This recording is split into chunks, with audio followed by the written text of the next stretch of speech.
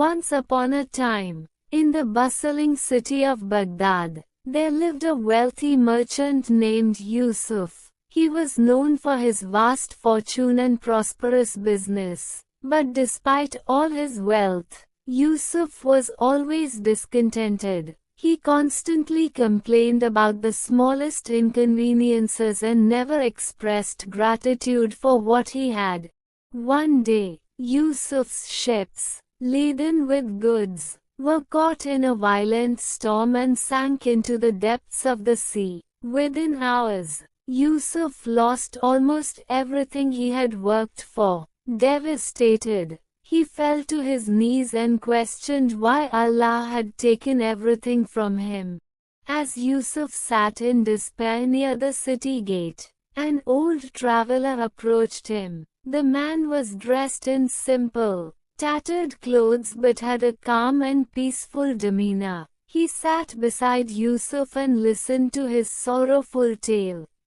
The traveler said, "Yusuf, wealth can come and go, but there is a treasure greater than gold." Yusuf looked at him with confusion. "What treasure is that?" he asked. The traveler smiled and began to share a parable. There were once two men. One was a king, and the other was a poor beggar. The king had everything he could desire, yet he was miserable, always wanting more. The beggar, on the other hand, had nothing but a small piece of bread each day, yet he was content and grateful. "Who do you think was richer, Yusuf?" the traveler asked. Yusuf hesitated. The traveler shook his head. "True wealth is not in what you possess, but in the contentment of the heart." Yusuf pondered over the traveler's words for several days. He began to notice the small blessings in his life that he had previously overlooked. The food he still had, the roof over his head, the kind words of his neighbors. Slowly, a sense of peace filled his heart. One day, as he walked through the marketplace, Yusuf saw a beggar with nothing but a piece of bread, smiling and sharing it with a stray dog. Yusuf realized that gratitude could turn even the smallest of blessings into a treasure.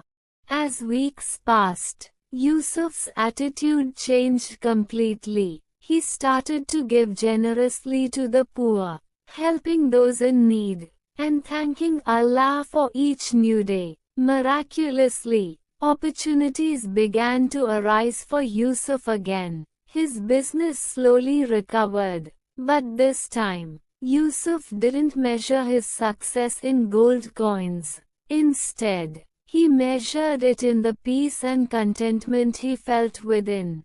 Years later, Yusuf found himself once again prosperous. But his heart was different. He understood that true wealth wasn't in the riches of the world but in the gratitude one holds for Allah's blessings.